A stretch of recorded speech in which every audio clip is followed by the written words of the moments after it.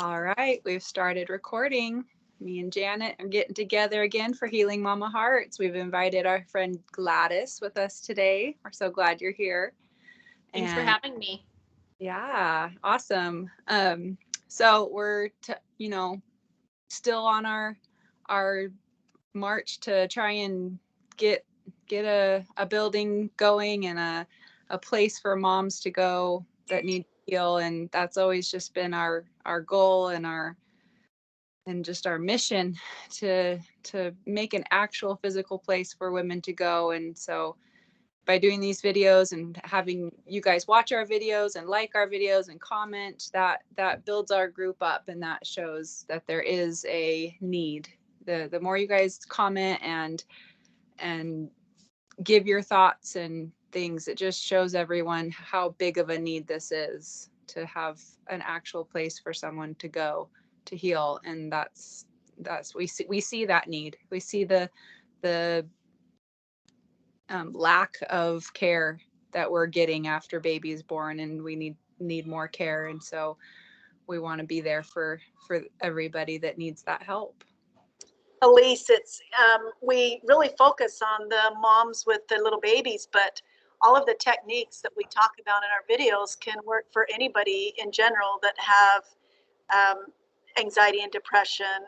And so it kind of covers a lot of different circumstances, the different things that we talk about. And our goal right now, our biggest goal, is to reach as many women as possible, be there to support the women as much as possible, because we know if the women are doing fine, the moms are doing fine, then the families are stronger and they can encourage their husbands and their spouses. And yeah, so I asked Gladys to visit with us about something that she's very passionate about, and it's a self-coaching model called CTFAR, and she learned this model and this technique from a life coach school, and she is just so jazzed by it, and she's just so ready to teach us. And I think it'll go hand in hand with the first level of postpartum depression really well, and the second level as well. So today we'll just talk about level 1 of postpartum depression. And Gladys, I am excited to learn about this. You ready for me to take it away? Yeah. Perfect. The self-coaching model was something that Brooke Castillo from the Life Coach School came up with. You can YouTube her, Google her. She's got some fun YouTube videos on it. But this model was gifted to me by my life coach, who got it from the Life Coach School. And through the last 18 months to 2 years of adopting this model in my own life, I have completely shifted the direction of our family and our life. So it's something I'm very passionate about sharing. CTFAR stands for circumstances, thoughts, feelings, actions, and results. So life is full of circumstances, and circumstances will always remain neutral. Circumstances are something that are not good nor bad. Circumstances are something that will hold up in like a court of law. And oftentimes there's something that we don't have control over. I was sharing with Janet right before this call, getting my little man ready for school. And he was like, Mom, I don't want those shoes. I want these shoes. And I couldn't find those shoes. I had all of these circumstances lining up that I had no control over. I can't control how he's going to react to not having his shoes. And I just had to roll with the punches. Circumstances will be completely neutral. What turns these circumstances, I think, into good or bad is the thoughts that we're thinking around these circumstances. So thoughts are something, or are sentences in our head that are repeated enough that it becomes a belief. And oftentimes these beliefs are childhood beliefs. I mean, we are completely subconsciously programmed by the time we're 7, 8 years old. So a lot of times our thoughts are dictated by our beliefs, And if we tell ourselves a sentence enough times, it's going to become a belief. The great thing about a belief is we can create new ones all the time. They're not permanent. They can be new each time.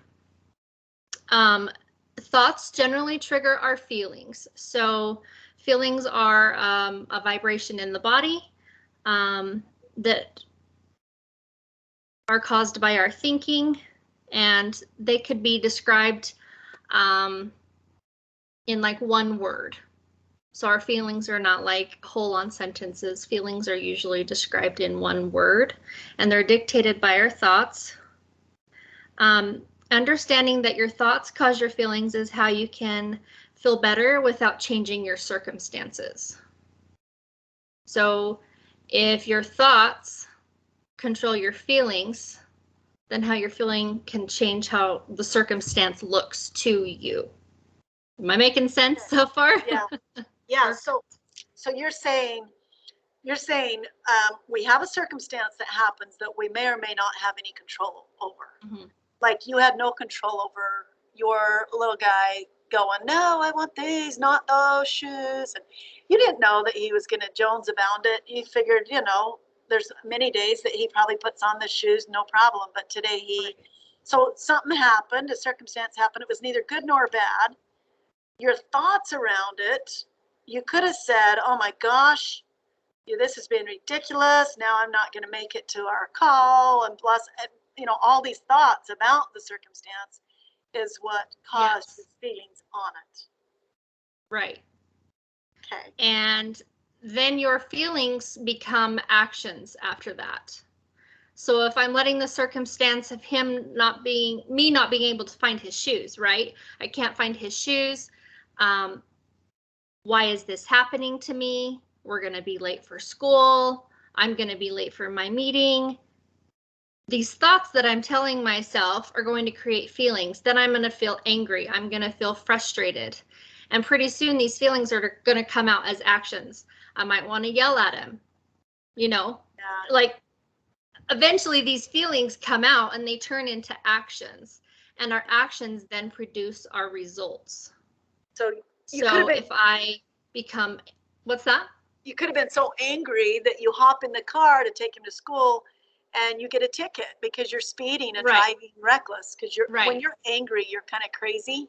I mean, angry is another term for that is you're not thinking right. You're crazy. Right.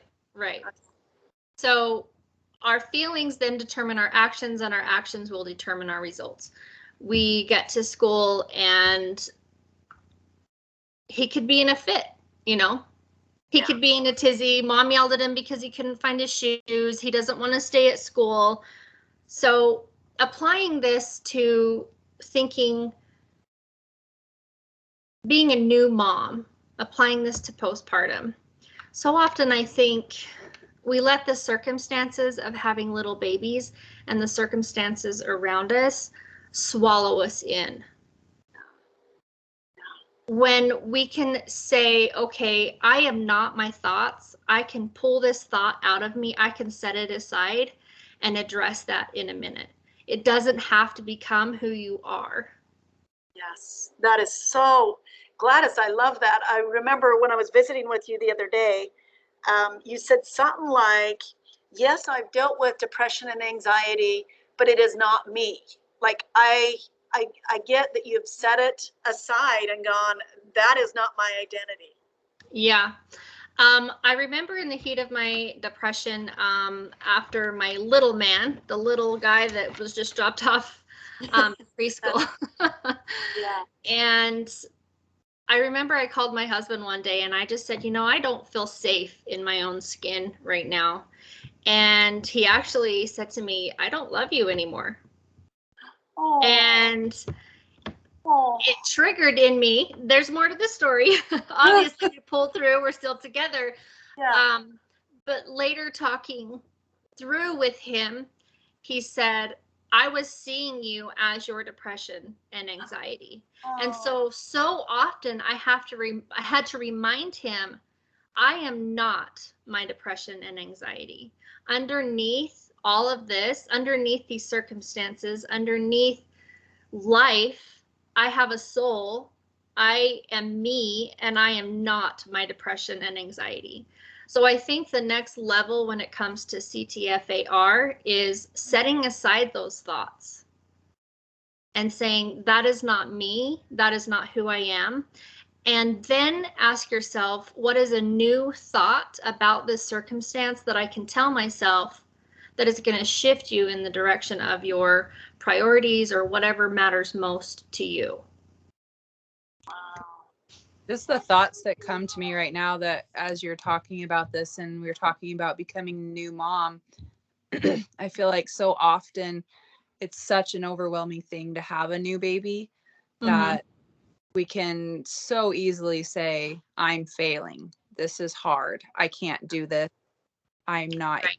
be this a great mother that I had my expectations of.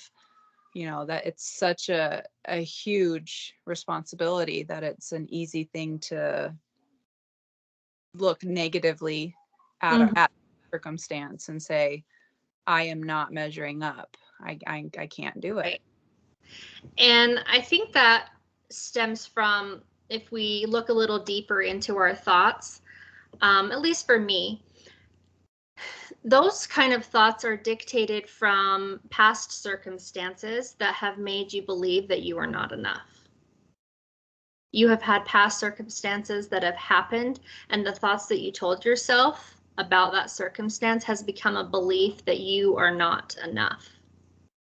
And so I think it takes, obviously, awareness. Awareness leads to alignment. If we're not aware of how our brain is functioning, how could we make a shift, right? So it's being aware of the thoughts that we're thinking and not shaming ourselves for having those negative thoughts, because shame is going to lead you down the shame spiral, and new ways of thinking are not going to come out of that, right? Right. No, nobody can make a change when we're feeling shame. That's a whole nother video that I would love to do with you, Gladys. Oh my gosh. Okay. So we have those thoughts, and say I'm a mom with a new baby. I'm in bed going, oh my gosh, I didn't sleep. I don't know how I'm going to survive. I've got this little baby that needs me and all these other little guys that need me. How do you shift that thought and take control of that, and be aware enough that you can change it into a positive spin, or a vulnerable positive spin? Right. Thinking back on those days for me,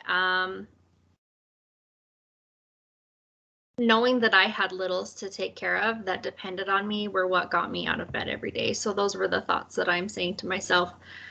Yeah. My children are my world, and they depend on me. But also, what is something that I can do for myself in this moment to recharge before I take care of those babies? Even if that means that I set the baby in his crib and he has to fuss for 5 minutes, so that I can go into the bathroom, use the bathroom in peace, and take a deep breath. You know what I mean? Changing that mindset of my world is ending to what is one small step I can do right now. I think as moms, well, as women in general, we're fixers. We want to snap our finger and have it all fixed right away. And so we get looking at the bigger picture. I've got laundry, I've got dishes, I've got babies. The baby's going to need to be fed. Other kids are going to need to be fed. Then add your spouse on top of that. We get looking at this big, giant picture, and it becomes overwhelming. When we can become present in the moment and ask, what is it that I'm needing right now? And go from there. I think that's how the shifts, the small changes happen. What is it that I'm needing? What is it that I'm needing right now?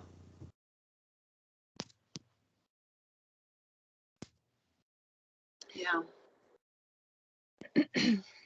I saw something recently that kind of was right along that same line of thinking of like, how can I turn this negative thought or take this negative thought and turn it into a positive? And I'm trying to remember some of the ones that I saw in there, but just, instead of I have to, do all these things today, then just taking a step back, kind of like what you're saying, take that thought and put it beside yourself. It's not you, it's not what makes you, it's just the thought that came into your brain. And then saying, what can I do to make this a better positive experience? Hold on, I've got to get the little one. Yeah, Elise, that reminds me of changing the way we say it to I have to get out of bed and take care of these little ones. Could be something like I get to take care of these little ones. And I want to. I want to. Yeah, I want to take care of them. I get to take, hi, Lola. Oh, so cute. Yeah, so changing the way you're saying it in your brain, I get to take care of these little guys. I'm so glad they're around. I get to take care of them. I think that's a good thing that will switch the thoughts into a more, and being more curious about those thoughts instead of it is me, it is what, they're right, the thoughts are right up there in your eyes, in your brain, and I love, the thought of setting it aside and looking at it and going, oh, well, it's just something over here and it's a thought and it isn't part of me. So something that came to me this morning as I was making my bed, making my bed was my saving grace during those tough times. Wow. And it just kind of clicked this morning as I was making my bed. And I think when you're in those dark moments, when you can choose one small, simple thing that you do for yourself every single day and commit to doing that every single day, I'm going to make my bed every single day, because at the end of the day, I can say to myself, I did this one thing. Yeah. Right. Yeah. When the tasks are overwhelming and they're daunting, and at the end of the day, when I'm looking at my bed, it's made. Awesome. I know, like, it's done. It's taken care of. So that's I can say I did that one thing. That's like taking action, right? After the taking action. I love that. You know what? I've done that most of my married life. Going, the first thing I can do is take action and make my bed. And then, of course, I want to say my prayers because, there's nothing better than kneeling down by a bed that's freshly made. It's like the day is just beginning. It's a new slate. Yeah. So I love that. So you take action. Just one small, simple step that you can commit to doing every single day for yourself. That's going to trigger those positive thoughts. It's going to trigger those positive reactions in your life, because now you've made your bed. What else can you accomplish today? Right. And it takes things from, I have to get it all done, to one task at a time. Oh, sure. One small step. Making your bed is a really small thing, but it's a step forward, right? Right. Yeah, that is such a good point. I love walking in my room and my bed is made, even though there's clean clothes all over the place in baskets and whatnot, and clothes on the floor. If my bed is made, I feel so much better. Yeah. So cool.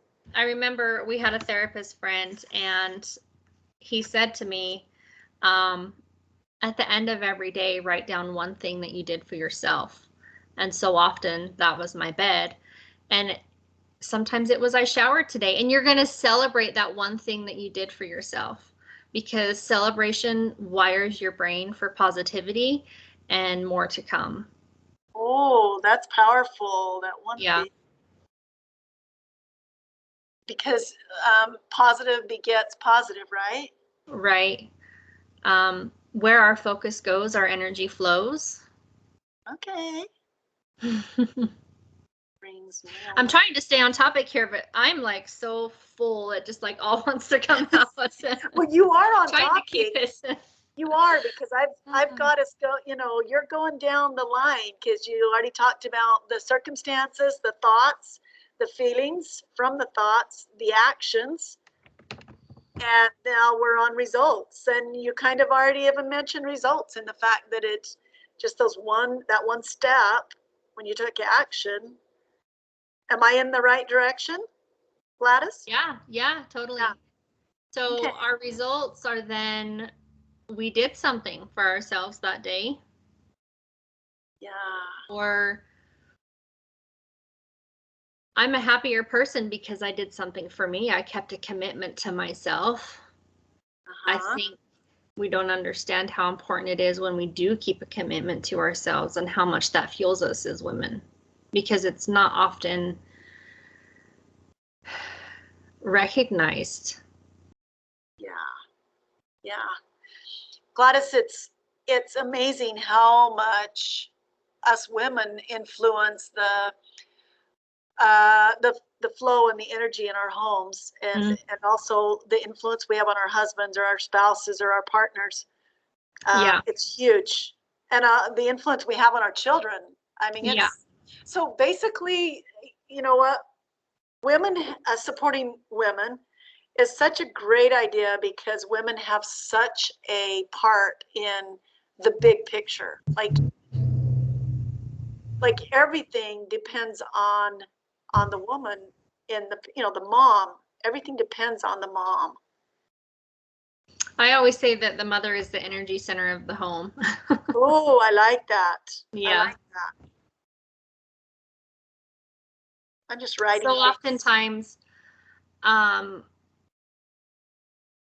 our children and their feelings are a reaction to ours. They kind of mirror back what we're feeling. And I think that's why we get so triggered when it comes to postpartum and anxiety, because we are the energy center of our home and our children mirror those back to us. It can send us into that shame spiral, and then we just feel down and we feel the anxiety. But circling it back to, these are circumstances. Sure. And I'm going to set these thoughts about this circumstance aside and choose a new thought, because I know that my new thoughts will produce a new feeling, and these feelings will produce action and results. Oh, I love it. I love it. I'm really understanding. When you first started talking about this, I'm like, oh, but it's very easy to understand once you write it down and kind of go through different scenarios with this model. It's very easy to understand. And you can see where, I can see where I've got tripped up with the thoughts and stayed up all night with anxiety, with those thoughts running through my brain, those negative thoughts all night, you know. Something that I have also learned is a lot of times when we get triggered, so a circumstance happens, it triggers our thoughts. After 90 seconds, that rise in hormone, that rise in being triggered goes away after 90 seconds. And our body returns to a normal state the way it was before. After 90 seconds, we are choosing those thoughts. Oh, so if one of you triggered me, then there's that rise in hormones that lasts for 90 seconds unless I keep feeding that, right? Yes. So that's the 90 seconds that I can pause and say, wow, I'm being triggered right now so bad. Right. And you step outside of that, step outside of those thoughts. That's where stepping out of it comes. And you take a deep breath. Okay. So I was we could go just think of some examples to kind of walk through on level 1, like some of the circumstances that would happen in a normal situation, in postpartum depression. It's not always right after the baby's born. It can be weeks, a year or 2, months, even a year. Yeah. Where it just hits you. Right. Let me think here.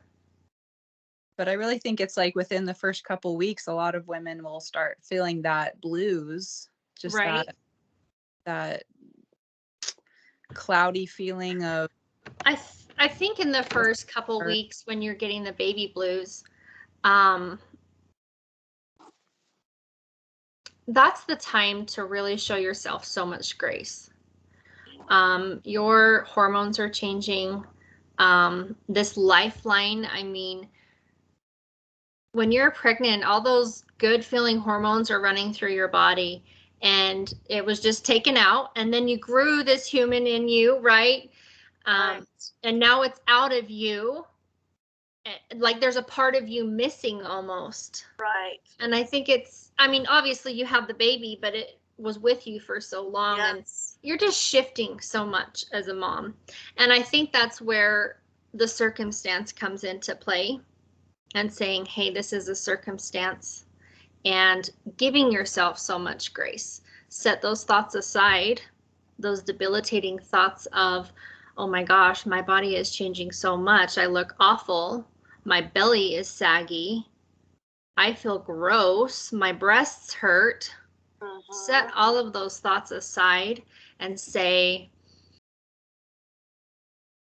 I get to show myself so much grace in this time. Yeah. Look what I've helped create. Right. I created this baby, and this is a time of bonding and love and nurturing. And not only do I give that to my baby, but I get to give that to myself. I love that. It's interesting, just like the thought of how much energy and growth it takes just to do what we do. It almost gets forgotten or even diminished when we're expected to bounce back, right, or be ready to go back to life how it was. We don't treat it as it's not an injury, but it almost needs to be treated that way. Your body's ripped in two. A lot of trauma to the body. Yeah. You've been through a large trauma, and it's like we don't even recognize it as that, and we don't let ourselves heal, and we don't, and like you mentioned, a part of us that was growing inside is gone now. And I remember being in the hospital with my first one, and my friend had come to visit me, and she was holding the baby, and for a split second I had this panic of where's my baby? And I grabbed my stomach, and I was like, where's my baby? My brain didn't even for just that second recognize, my holding my baby. I'm like, so it's gone. It's missing. Yeah. For 9 months, and now it's all of a sudden gone. And I had a serious split second of real panic, where I was like, wow, and then I felt sick about it. But now looking back, I'm like, that's why it was a big deal. Yeah. Gosh, it is a big deal. And I think showing yourself so much grace and love for what you've just gone through. I mean, you just created life. Yeah. That's pretty amazing. There's nothing more powerful or amazing than that. Right. Give me a circumstance, like 6 months postpartum. Oh man, well, let's body image for me. That's that whole body shift, and it's hard to love yourself when you're saggy. Yeah. Still have that. You're oozing from every crevice. Still leaking everywhere. Yeah. I think as women, so much of our identity is wrapped up into our body and our lives and our children. I think it's important to remember that we are our own individual. And underneath this body is a soul. And we are not our bodies, right? We are our soul. We are our spirit. And that's where the thoughts come into play for me. 6 months postpartum for me is usually body image. I am really tired. 6 months is usually when it really hits me hard. Yeah. So thinking back on my last baby, I had this method, this CTFAR method with my last baby, and it wasn't rainbows and sunshine and unicorns every single day. I mean, that's unrealistic expectation right there. But just being aware of the thoughts that I was thinking and telling myself shifted everything. And to take this one step further, and maybe this is a video for another day, but realizing and being aware that our thoughts are so much dictated by the beliefs that have been programmed into us. And a lot of times, it usually comes down to I am not enough and fear of the unknown. Yeah, absolutely. It was interesting. My daughter was saying something about how she didn't like something about herself, and how we believe that in heaven we'll be perfect. And she said, that thing will change. It'll be good because it won't be that way in heaven. This will change. And I said, what if that's only in our human beliefs? What if that is only imperfect because we as humans think that's imperfect? What if when we get to heaven and it's still that way, but we no longer think that it's imperfect? You know, right. So we have these society tells us what is perfect and what it needs to look like and do, when it's not, not necessarily. Like, the percentage of people that actually look like that are very, very small. I love that you challenged her thought in a real curious way, but not in a shaming way. I really love that, so that her feelings about herself would be different, or maybe she could challenge that feeling or that thought in her own mind, Right.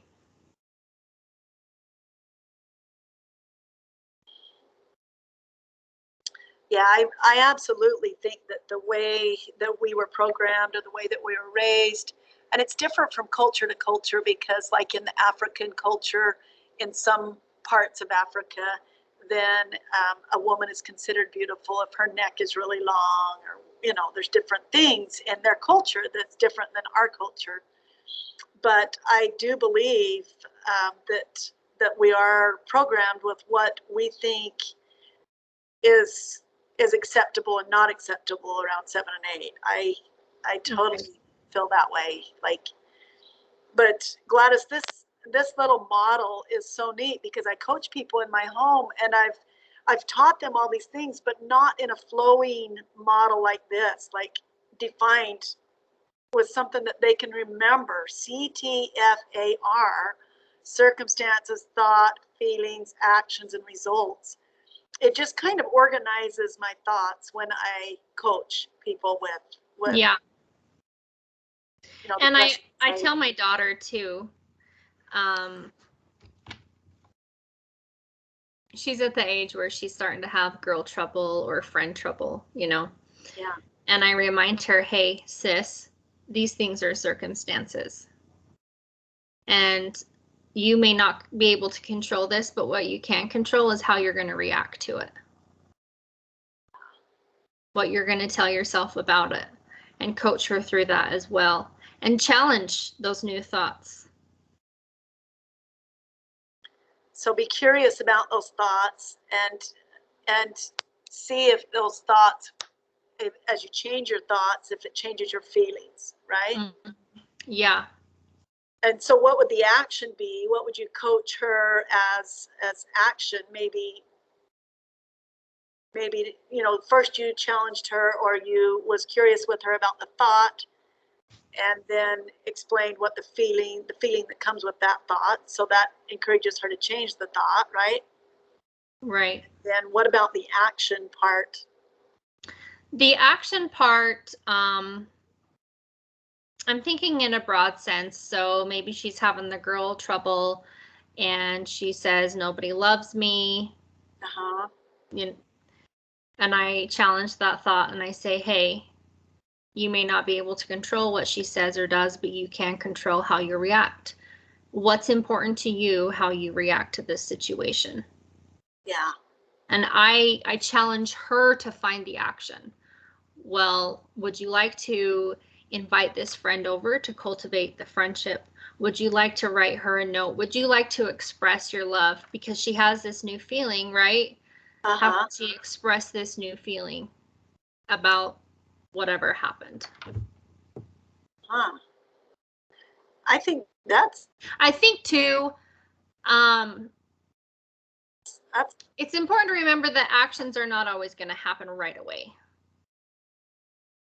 You know, we have these thoughts and we have these feelings, and we start setting these negative thoughts aside, and they slowly begin to change our feelings, and then the actions come with that. It's not always something that's just going to happen right away. Sure. That's a good point. That's a really good point. So we're not going to see results immediately. We might see it results. I might feel calmer. I might feel more at peace. I might not want to bite someone's head off. Right. But in a broad sense, over time, we're going to have the action will come. I will be given another opportunity to put the action into play. That makes sense. That makes sense. I mean, you could even say, when you're saying that, you ask her, you know, what you want to do. Do you want to write your feelings down and give it to her? I mean, you could get ridiculous and you could say, should we just go over there and slap her a good one? And then get her laughing, because that kind of brings the wall down. It kind of changes the atmosphere of the feeling, right? Yeah. To be ridiculous with her, and then kind of go, well, I'm just kidding. What really could we do? You know, do you have any ideas? Yeah. So that she has the power and she has all the control of, you know, maybe she might say, I don't know, what would you do? You know, what are some ideas? But I love that. I love the reminder that the actions may not happen immediately. Yeah. Therefore, the results may not happen immediately. Yeah. I think it's so important to have realistic expectations. No, not set these expectations that because I'm aware of this, everything's going to change overnight. You know, it's the little simple awareness of slowly changing your thoughts. And then over time, your feelings change. And then over time, your actions change. And before you knew it, you have this completely new result. And now it's like, for me, I'm like, whoa, like, how did that happen? Just overnight, that just happened. Like, meaning it feels overnight. All of this is now changing because I have slowly just started to implement new thoughts. Right. And the feelings have come after the new thoughts, and the actions have come after the new feelings. And pretty soon I'm like, oh, wow, this result is completely different. Wow. Whereas 3 weeks ago, I didn't want to get out of bed, you know? So am I hearing you right, Gladys? You say maybe sometimes it happens really fast, like spontaneously, you change your thoughts, it's changed your feelings, and then you almost immediately see results of that, or feel results maybe in your body of those changes of thought. I see what you're saying. I think it starts within before it comes without. Yeah, absolutely. Well, okay, so I believe that. I know what you're saying. And also, I do know that if I am really kind of just going, wow, I'm in a slump, I just need to get moving. I need to take action, and just one step at a time to get myself out of this slump. Sometimes I can splash really cold water in my face, or drink ice water, or chew some mint gum or whatever, and it kind of can change the flow, the way my feelings are at that moment. And so sometimes it's kind of a physical thing, or if I'm in a slump for quite a while, my birthday's coming up, and my husband says, hey, what do you want for your birthday? I might say, I want to go buy a new outfit. I need to feel good about putting something cool on or something new on, you know? Yeah. So sometimes doing something outwardly can change that, But Totally. I think you're absolutely right. Our thoughts, otherwise it's just a fake mask if we don't change the deep inner thoughts. Yeah. So it's like the intimate thoughts Mhm. absolutely have to change. But really, sometimes when I'm in a emergency, you know, or just a pretty deep place that is negative, I can do things in a positive, or I mean, in a physical sense, that'll Right. kind of, you know, That kind of go along with the new thought that you're going to think. yes. You know, you're true. going to set that negative thought aside. You're going to say, you know what? I am not in the right state of mind.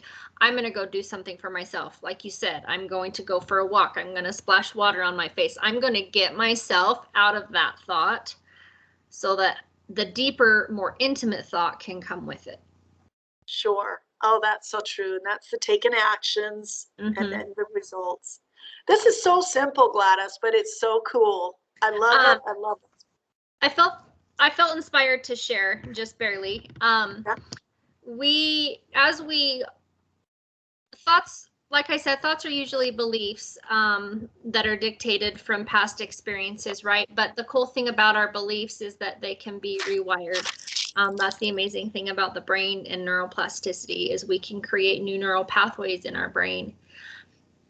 As we are creating new neural pathways and telling ourselves these new thoughts, it takes 21 days to form that pathway in our brain. Oh, really? Yeah, for it to become an actual pathway in our brain, to become the stronger, I should say, to become the more dominant pathway. Okay, I'm writing this down. It takes 63 days for it to become the strongest. Just like a habit. That's how habits are formed. 63 So days. that's what I mean when I say we might see small little results here and there. Right. But as far as like, whoa, like how has my life changed? It's going to come down the road from consciously making an effort to think these new thoughts. And I challenge women to write these new thoughts down. Write down the old thoughts that you feel are no longer serving you, and write down the new thoughts. Oh, okay. I journal every night, so I'm going to do that. I'm going to take that When challenge. we can write down, it takes it from our subconscious to our conscious mind. So writing down the thoughts, the new thoughts you want to think, and even writing down and getting curious with yourself, writing down the thoughts that you know are not serving you and getting curious about where they're coming from. Okay, so first write down the ones that you know are not working for you. Mm-hmm. Okay, the old you, write down the thoughts that are negative. Okay. Okay, so let me just be very vulnerable right now, Gladys, and say, okay, I have some thoughts that are deep seated in me, and I kind of feel like they were passed down to me, you know, in my genes or in my upbringing, my nurturing or nature, I'm not sure. But this thought in my brain is that I am a bad mom. So when I'm the lowest, and you know, I don't have that thought right now, obviously, I feel great. But when I'm down and low, and one of my kids have said something or done something that's really negative, I feel so much shame, and I just drop into this pit of I am a crap mom.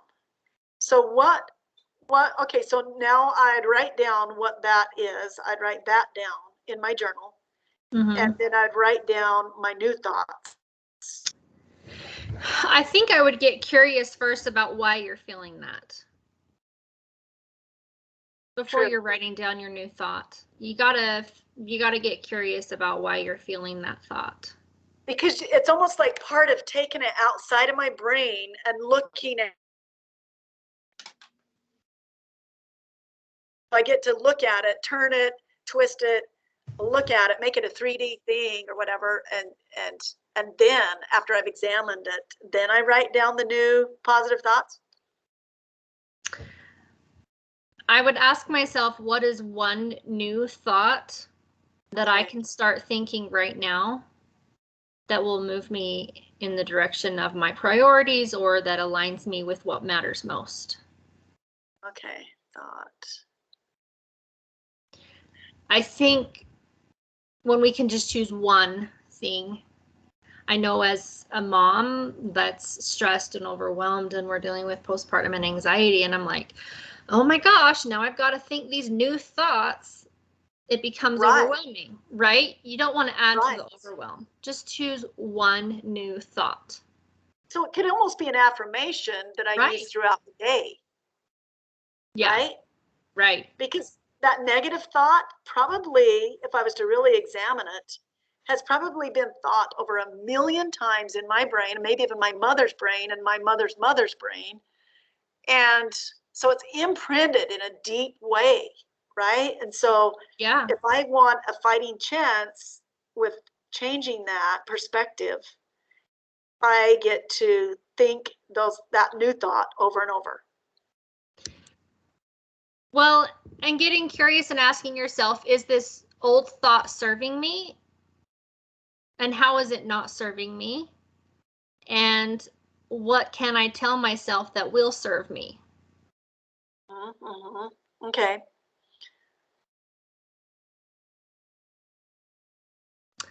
Our brains are a protective mechanism. They're there to protect us.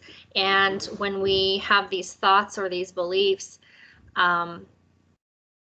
your brain is going to look for evidence to tell you why that's true. So I think that's why it's so important to get it outside of yourself and really ask yourself, is that thought true? So challenge my thought first before I start. Challenge it. I think when we can challenge it, that's when the new thought comes into play. Absolutely. Okay, and that is part of the therapy that I do for people is the CBT, the cognitive behavioral therapy, where you challenge that thought that you've had in your brain forever, and you get curious about it, you look at it in all ways. Okay, because if you don't, it's like just say you have chappy lips, and instead of figuring out, am I dehydrated, do I need some moisturizer on my lips, you just put on some lipstick to hide the chappy lips or whatever, right? So yeah, I don't want just something to hide what that is, that, because that will come off as really fake and not me. But I think that is such good advice to actually challenge that and kind of think it through a little bit. Right. I think thinking back to my days when I was in the deeper days of postpartum depression and anxiety, challenging your thoughts might feel like too much. So I just want to, maybe challenging your thoughts is more of a level 1 type deal. Okay. If you're in level 2, you're in that deeper state, changing your scenery first, just like you were saying, Janet, where you have to change your surroundings. You have to physically change your circumstances and what you're sitting in first before you can even let yourself go there. And keep it simple. Just keep it simple. Like if you're, those deep, darker days, keep it really simple. Physical aspect. Okay. Keep it simple. That's good advice.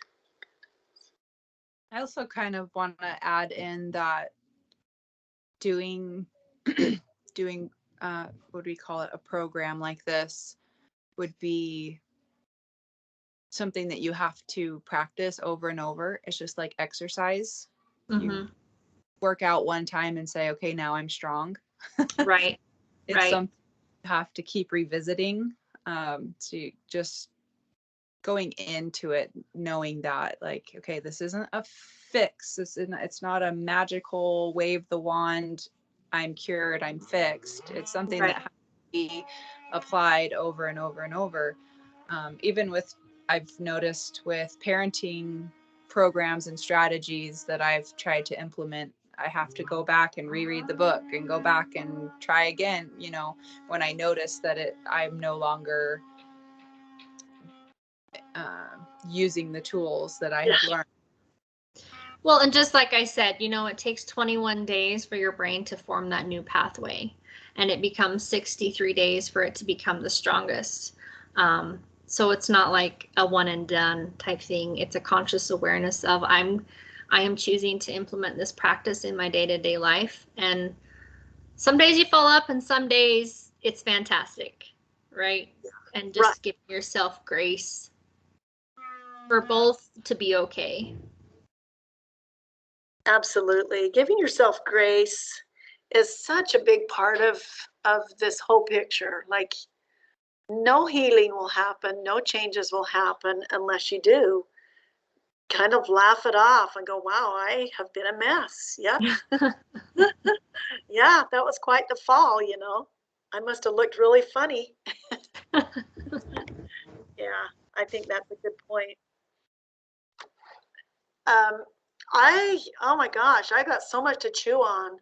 I don't know about you, Elise, but I've got so many things going on in my brain that like we could make on Canva, like charts and you know, I mean, if Gladys, if you have anything that you want to post that we, you know, under this video that adds to, you know, if you've made any Canva charts or whatever that pertain to this or any of this that we've talked about, feel free to add any of that when we post this video. I kind of feel like we've discussed the level 1, and that you're saying is just challenge your thoughts. And it's more about, you know, you just notice those negative thoughts creeping in, and you just notice a little bit of down a little bit more than the average person, I guess. So that is definitely a level 1 challenge. And then I think the level 2 would be change your physical aspect, or in a simple way, splash cold water on your face, or hop in the shower, call a friend, right? But really, this model is not hard to do. We're doing it, and when things do work out, it actually is this same model that we're doing. Well, if you think about it, we're doing it every single day. We're just not aware of it, right? Right. So when you're kind of like just needing that structure, that outline, so that it's kind of like when you're in labor and the midwife or the doctor or the nurse helps you breathe. Like, we all know how to breathe. What the heck, you know? Why do they have to teach you how to breathe? Like, they almost have to go to the basics and go breathe, right? Yeah. And this is almost kind of like a basic outline of how to move from, it's a self-help way of moving. Self-coaching model for sure. Yes. And I love it. It's nothing expensive. It's nothing big and fancy that's going to blow your mind or cause more stress. It's actually very simple. Especially if we can think of it in terms of we are already doing this all day long. We get circumstances thrown at us all the time, and we're rolling with it, right? And now we're aware of it, and now we can have control over it in a sense. Yeah, and when we first started talking, you was talking about your guide that was kind of throwing you off because you had your day planned out and you had this much time to take him to the school or wherever, and this is usually how much time it takes, but he threw in some wrenches in your spokes, so to speak, and you started having thoughts of, holy crap, you know, not now, this is ridiculous. And then it was causing the feelings, and I loved how the action you took was you messaged me and said, hey, I may be 15 minutes late. And it turned out that actually was handy for me. And Elise was like, hey, that's no problem. Right. And so you took action. You took a small step so that you could kind of just chill and go, okay, it's not as big of a deal as it could be, right? Yeah. I'll get vulnerable and share with you about how a circumstance like that would have triggered me in the past. Okay. In the past, when something like that happens, this belief that is deep rooted in me, Janet, like you said, it's deep rooted. It's coming from somewhere, right? From mother or grandmother or somewhere in our life, that I am not enough, and that no matter what I do, I won't be enough. And why should I even try? I had my entire day planned out. I had my entire day planned out. And I'm on a schedule, I'm on a routine, and it got thrown off. So now I used to say to myself, why do I even try? Why do I even try? And then I wouldn't try, right? Yeah. The feelings of not enough turn into the actions of I'm not going to try. And then I park my butt on the couch and I watch TV the rest of the day, right? Because I got to zone out because I can't feel what I'm going to feel. Yes. Yes. Now, absolutely. Now with this awareness of I cannot control that he had a meltdown and he didn't want to wear those shoes. He had to have these shoes and he had to have these socks. And setting that aside and saying, what happened is not who I am. That doesn't define me. And I get to show him love and tenderness and understanding, and we're going to work this out together, because no amount of freaking out on him on the way to school because we're late is going to help him want to go to school so that I can finish out my afternoon, right? Yes. So that I could come and meet in peace. So I just wanted to share that that's a past thought that has dictated and controlled my life for a really long time. And I believe to be one of the root causes and root sources of why I felt so out of control with postpartum depression and anxiety. Wow. Wow. So when you have a circumstance that happened today, your default is that thought. My default is that thought. Yes. Oh, I love. I'm not enough. Why should I try? I'm just going to give up. I'm a failure. Those guys think I'm a mess. Those guys think that I'm not even worth waiting for. And yes. Oh my gosh. And then you feel it in your stomach, don't you? Or do you feel it in your heart, in your chest?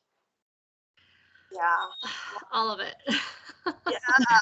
I don't even like to talk because I'm like, I'm not that person anymore. But just to be real, because those thoughts do still creep up, and I think that's where, like I've said several times, showing yourself grace. Those pathways are so deep seated in your brain because that's what you've been telling yourself forever how long, and it takes time to shift.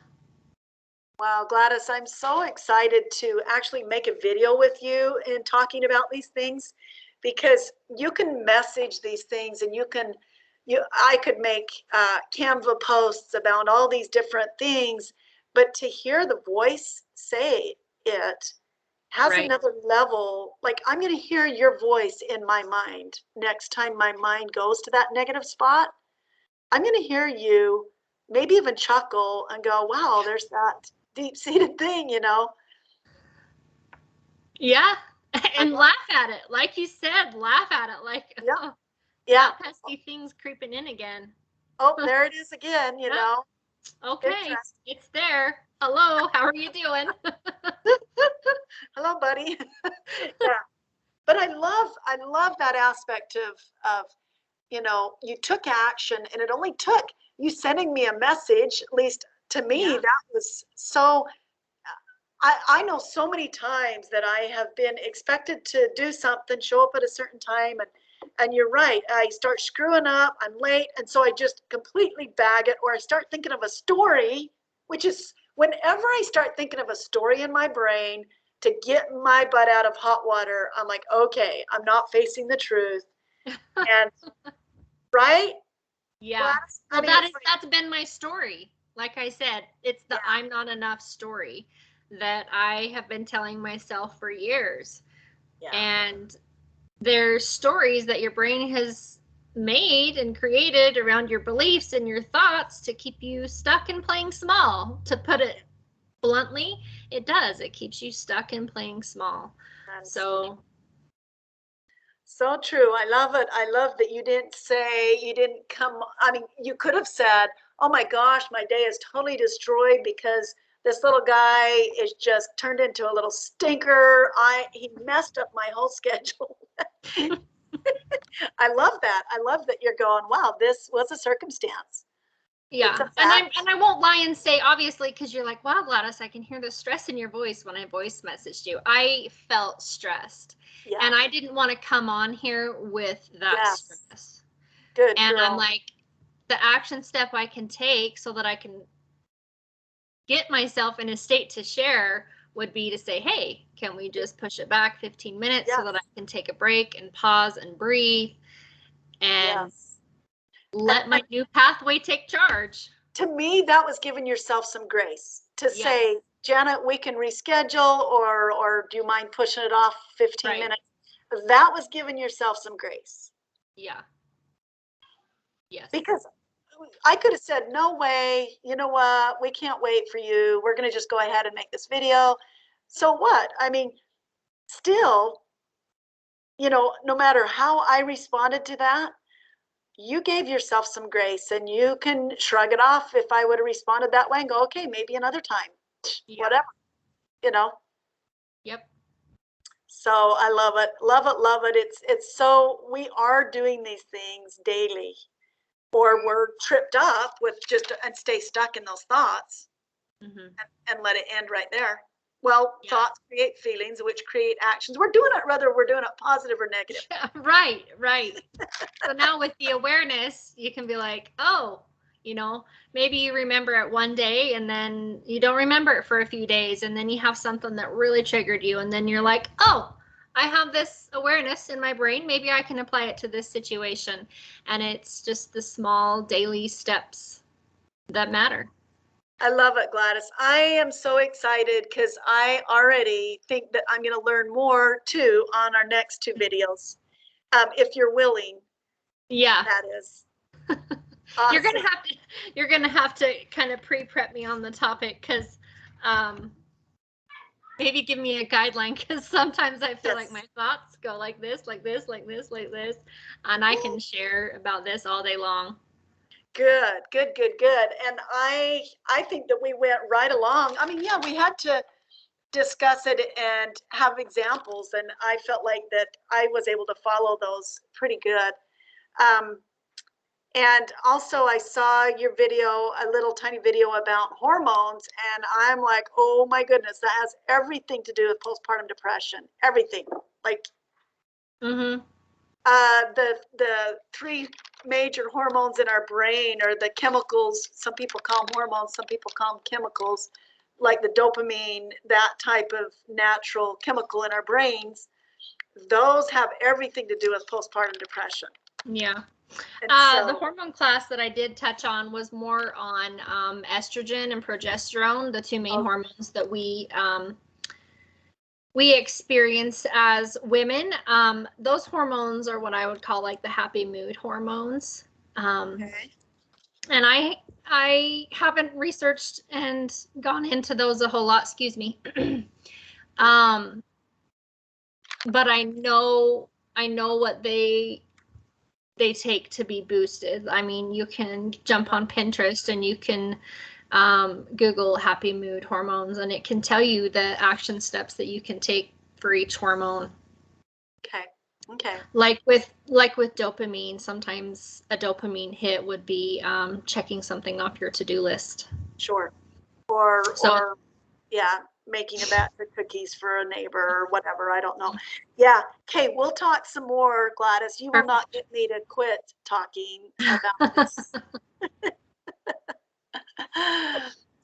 Let's do, as soon as we're done, as soon as Elise pushes stop on this video, let's do schedule for the next video, because, and yeah, we can kind of go, okay, this is what we're thinking, the direction, you know, that we feel like is the most needed with the women that follow us.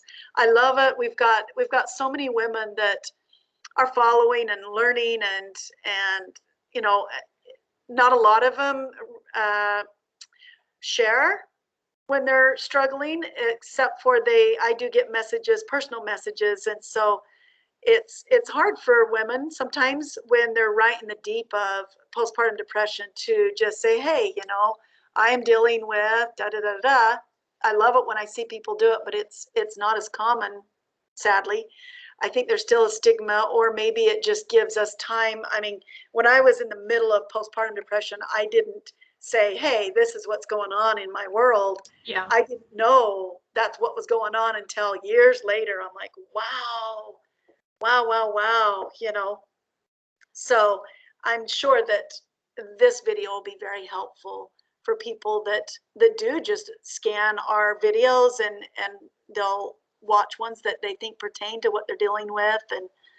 And thank you so much for volunteering your afternoon, Gladys, You're welcome. to visit with Elise and I. I appreciate you so much. Yeah, you bet. No problem. And let's do this. We'll plan another one right after this, right after we get this posted. Thank you so much. Yep, perfect.